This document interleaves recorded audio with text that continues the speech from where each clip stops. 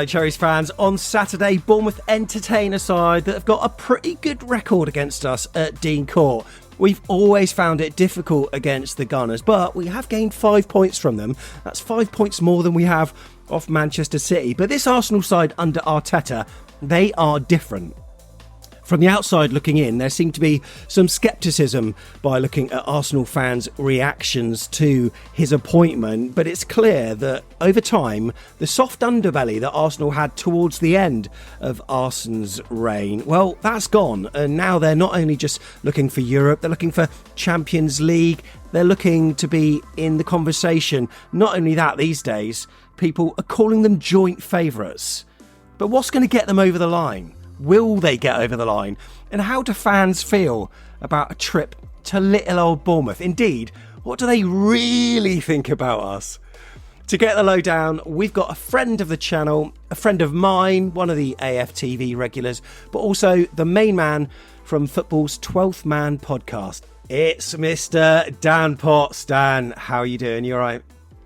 Mate, I'm great. It's great to be back. I can't believe it's that time again where we're playing Bournemouth, but we're here. It doesn't feel like long ago you and I were talking about the reverse fixture, so we're here already, bro. Time flies. How are you, mate? Yeah, very good. But it must be all right for you. Unbeaten. You beat the Spurs at their place. Last minute heartache against Man City, but a well-earned point, really. Scoring goals, breezing past PSG. Life's good being a Gooner, isn't it? It is, mate. We've had to deal with quite a lot of injury problems that have come at a bad time for us. And we've also had a bit of a nasty start to our fixture list. The scheduling has not been fun. I think there's quite a few rival fans that see us as competitors that were smiling and laughing about the start that they thought we were going to have. But then we beat Villa away. We beat Spurs away. We nearly beat Manchester City away. We didn't lose to Atalanta away, and that all come at once. And we've managed to do okay at home as well, albeit conceding too many goals at home for my liking, but we're getting across the line, and it's been a fair start, Sam. It has. There's been a few scares. I mean, against Saints when they score first, but I always thought that you were going to come through against them, and then Leicester, you're going into injury time, drawing with them, but you know you scored a couple of goals there. But overall, I've been really impressed. And look, when I look at the league table, when you sort of look at clubs like Man United, who are currently 10 points off the pace and everyone's already writing them off for pretty much everything. Do you feel like the margin of error seems less and less every season that goes by in the Premier League? For instance, you can be only a few match days in. If you haven't got a win, you're not in the conversation anymore. But like you say, you've had injuries, you've had unlucky sendings off, I've got to say. Villa away, Spurs away, Man City away. But you're sitting pretty in the table, just a point behind. That's a good place to be, right? It's a very good place to be at the moment when you look at the fixtures that we've had in comparison to others. I mean, Liverpool are sitting pretty at the top, but they haven't played anybody yet. You know, they've got us coming up in a couple of weeks, and then Chelsea, obviously, at the weekend. So this one's going to be really, really interesting. The reason you say is their margin for error is because of Man City, mate. They're so good that you just feel like one draw or loss, and it is literally panic stations. That's crazy, because years ago when we were fighting Manchester United, when Arsenal were winning leagues, we could lose games and think, right, bit of a disappointment, but next week we've got Bolton at home, we'll be fine, or we've got Charlton at home, we'll be fine. Now, you know, we're going into like, oh, we've got Liverpool coming up, we've still got to go to Bournemouth away, which is never easy. You know, we never go there going, oh, brilliant, we've got Bournemouth away, fine, that'll be fine, let's move on to Liverpool. You can't do that in the Premier League, and it does seem like there's even more pressure mounting on teams like Arsenal, because some of the teams around us are transitioning, they're rebuilding, they're trying to start with new managers. Chelsea, Liverpool's, Villas are obviously getting into the mix now. But Arsenal, pressure's on them. The manager's been here. We've got stability. We've had 5 years now. We've spent a lot of money. We've got a good team. So it really does feel like there's no margin for error for Arsenal, that's for sure. It's difficult to have hindsight during the situation, of course. But I was saying to Tom on the preview that we did the other day that the Arsene Wenger era was great for Arsenal because it brought trophies, titles, etc. But for a significant part of it towards the end, it felt like just being successful to get top four. So if you take yourself out of the situation, do you think later in life you'll look back with the same sort of reminiscent joy at this era under Arteta now? Or do you think you need a trophy to be able to call it successful? Mate, I will never, ever call anything successful unless I'm doing that.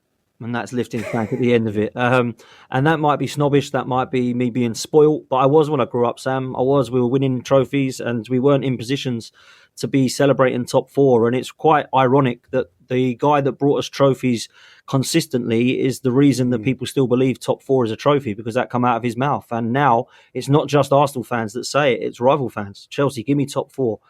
West Ham, you're now would love to be consistent. top four.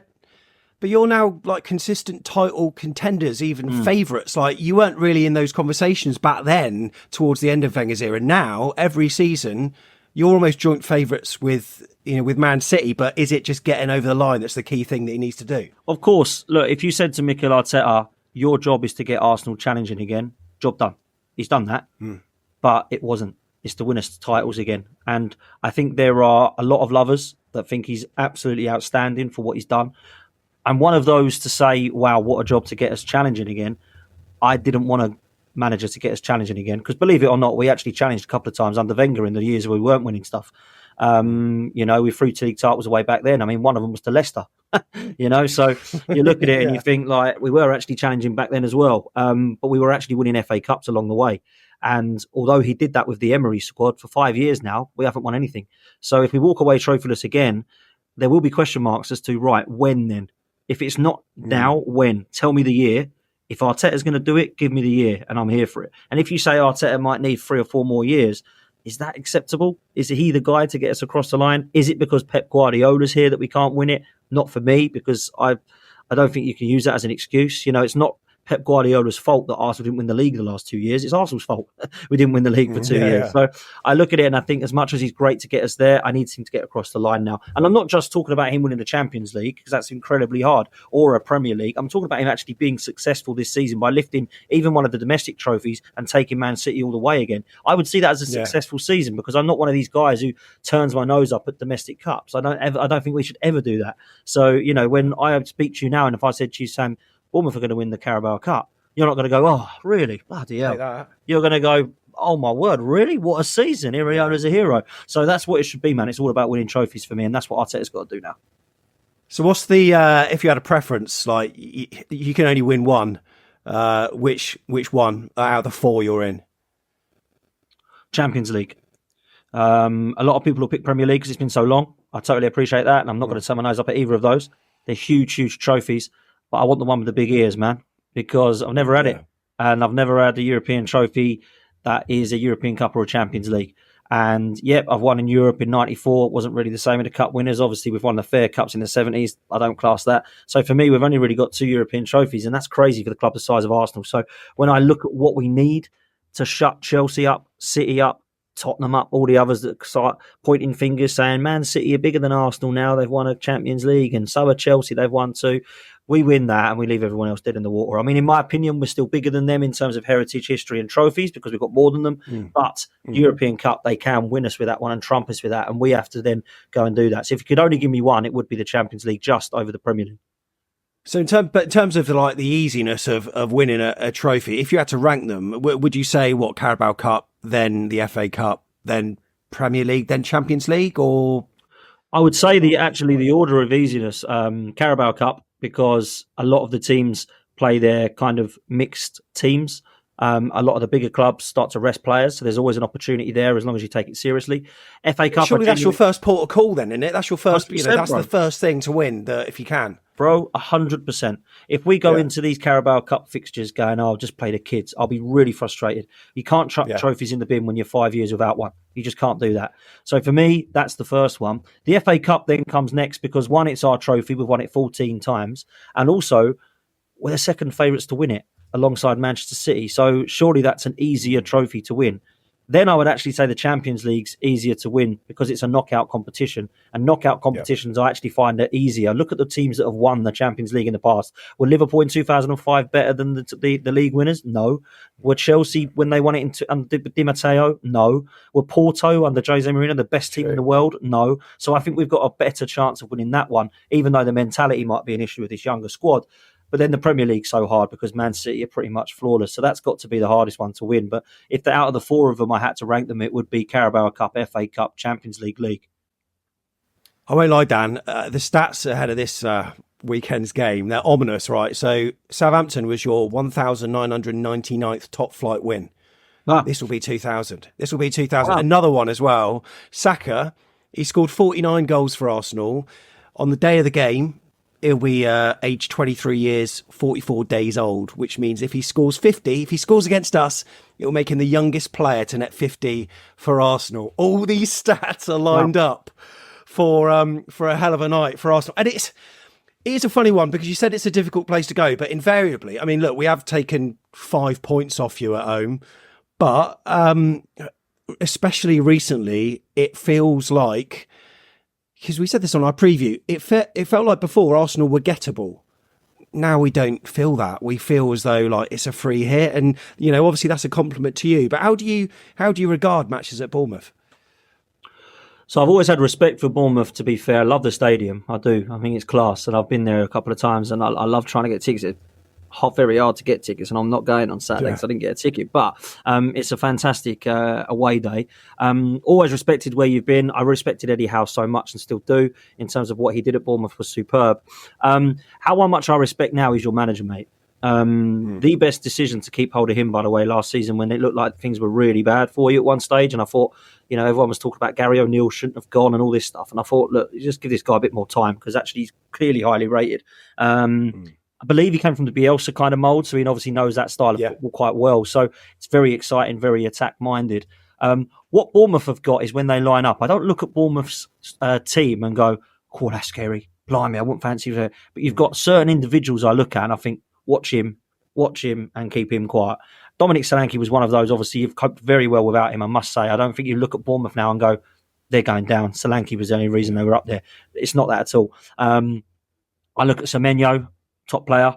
I love your left back, Kirkes. I think he's a top talent. I think he's going to go places. And there's individuals you look at, Evan Nielsen, you want to keep quiet. So, look, Arsenal defensively have been good away from home. They have, and they've kept a lot of clean sheets. But it can be got at. We've seen that with Southampton and Leicester at Emirates. They've come there probably thinking, oh, crikey, if you score against these, it's going to be difficult. They've ended up finding themselves in positions where they can. So Bournemouth are no different. You'll have definite, like you say, free hit. That means you relax and you go into it. You're expected to lose. It doesn't matter if you lose 2-1, does it? You're going to. You won't walk away going, devastated. How we lost to Arsenal 2-1. No, of course not. So you walk away and you think, let's just take what we can out of this. So that's why it's always a risk going to these games. I do think it's a ground I've gone to never thinking walk in the park. And I have, without sounding arrogant, I have done that with teams before, thinking I'm really confident here. We'll go here and we'll blitz them. I've never done that with Bournemouth. Last season, we got you at a really good time. Like I will say, it was the scoreline would have been different if we would have played a different Bournemouth the latter part of the season, I think. Everybody was smashing you at the time. It was new with Iriola. There was definitely some problems within. And I think now, although I'm confident at the weekend, I do feel like there's an opportunity for Bournemouth to get a goal against us. So, we'll see how it goes. Now, of course, we spoke in the summer at our meet-up in July or August, whenever it was, and you gave a couple of predictions because we asked where you thought Bournemouth would finish and also where Arsenal would finish. Here's what you said. I look at where you're at right now. If you've got a couple of really good signings, that could quite easily push to a top half finish. Because I rate what Iriola is doing, I really do. And I think Palace and West Ham, players, teams like that, I think have got a good opportunity of fighting with in and around that. And I don't know where Bournemouth go to that next level. Who can they get in to go to? That's our European potential, run or whatever. Which is what I think you should be looking at doing, in terms of the ambition. As things stand, I will go with 12th place. What about Arsenal? It's early, but where are you finishing? Come on. Yeah, it's a good question. They're getting better season on season. We are, but I'm still going to go second, man. Okay. Yeah, I don't think Manchester City... also, Liverpool are going to win the league. No, I think Man City will do it again, man. I will look at the transfer window. Massive. I think Man City as well, because Man City might get rid of a couple of players. I don't know what's happening with the likes of Jack Grealish. I don't know what's happening with the likes of Kovacic and Nunez and Bernardo Silva, KDB as well. But as things stand, I'm going to go Man City to win it.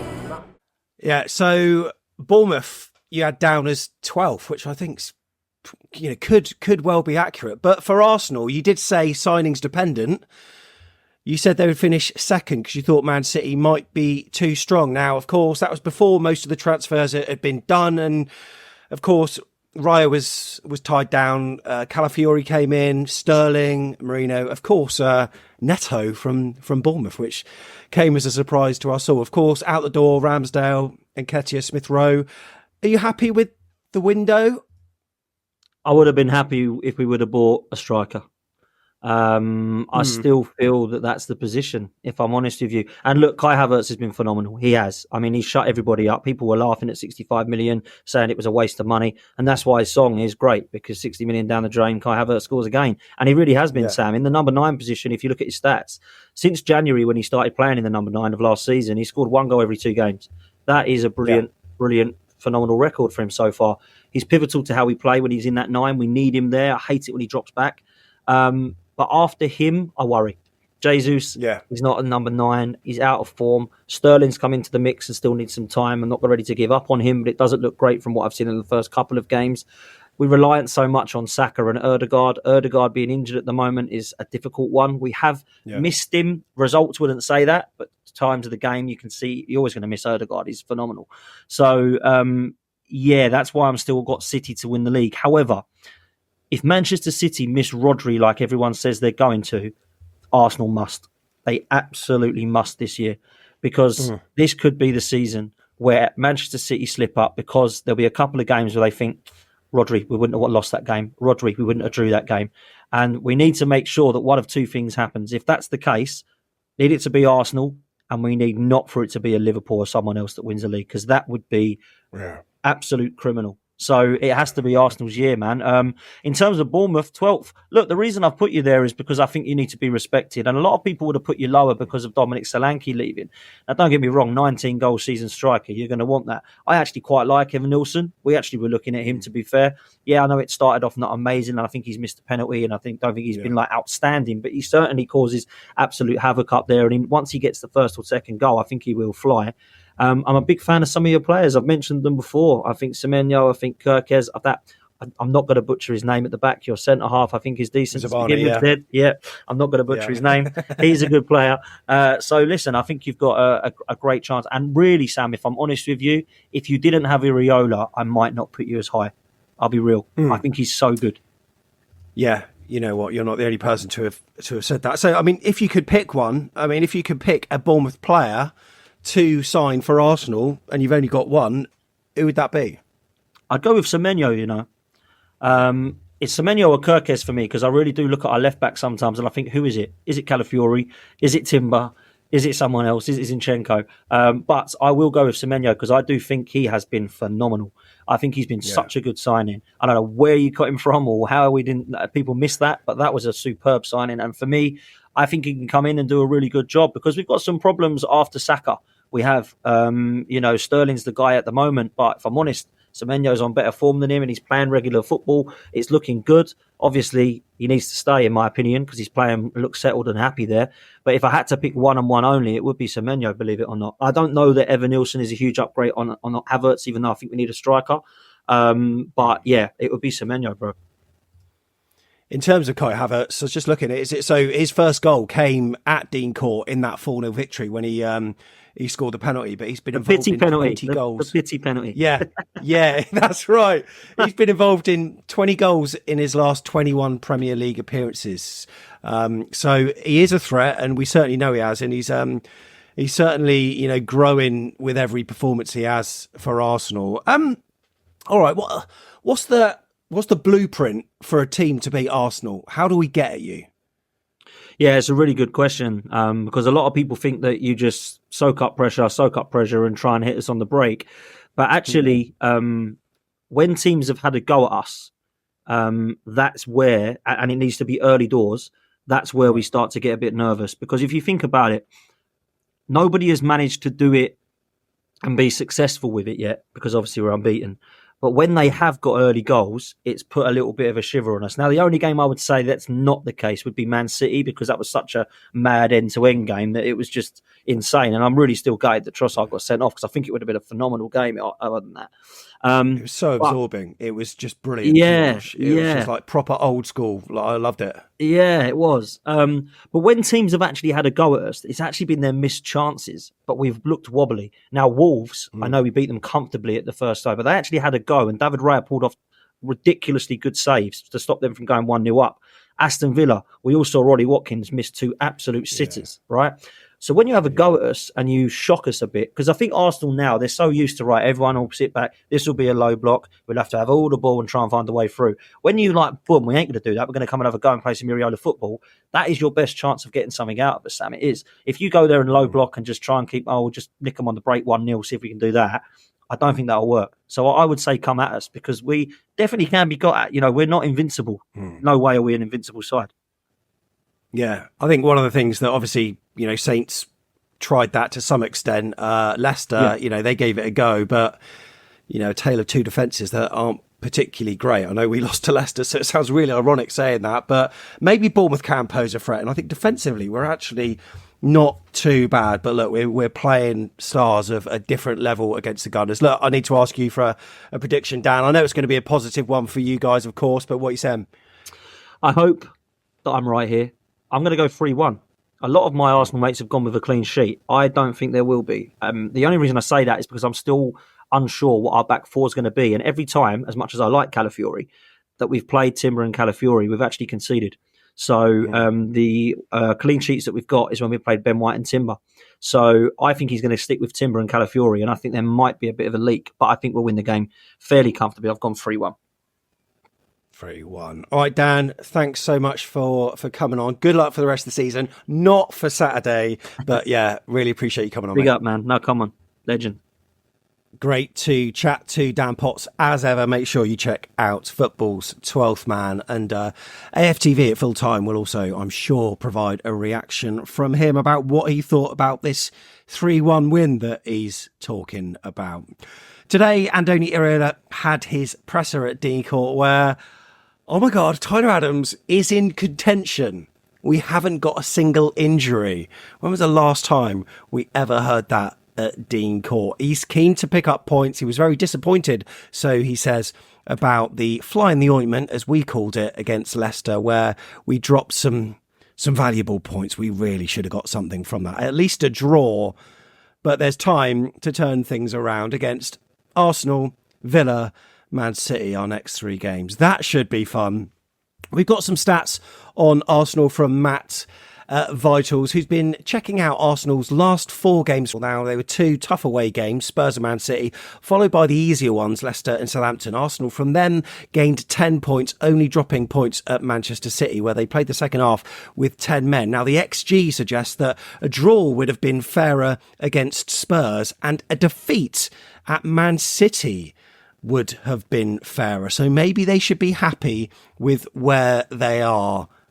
Now, if you wonder where the goals were going to come from, of course, we just mentioned Kai Havertz, but in the last four games, they've had 6 different goal scorers. Havertz has got a brace, Martinelli and Gabriel, and also single goals from Saka, Trossard, Calafiori, plus an Oggy as well. So goals are spread far and wide within this team. Saka also 4 assists, 2 for Martinelli, Trossard and Timber with 1 each as well. We know that Saka was a bit of a 50-50 for this, but like I said, if he scores, and he's likely to play, this will be a record that Bournemouth do not want to have the indignity of being the other end of. Now, the average positions for the last 4 games for Arsenal are shown below. These reflect the 2 hard games, one, of course, with 10 men, and then the 2 easier home games. I suppose it's quite difficult to know what bearing this is going to have on the formation against AFCB, which is away against a mid-table team.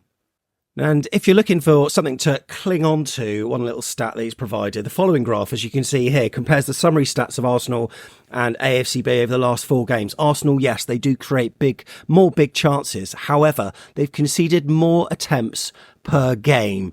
But you got to remember that playing Man City in one of them probably influences this. Surprisingly, as we take a look at the possession, Arsenal's has been less than 50% in their last 4 matches. And for the season to date, their pass completion rate is better, and they create a lot of chances from set pieces with Gabriel in particular, a big threat. We've seen that when he pops up for headers. So those are the stats behind it. We didn't quite have time to get them out on our preview that we recorded earlier in the week, but it should be a good one at Dean Court. He said 3-1. I'm probably sticking to what I said on my prediction on the other preview, which, if you haven't watched it, the card is coming up at the end of the screen now. Up the cherries, and we'll see you at Dean Court. You Reds.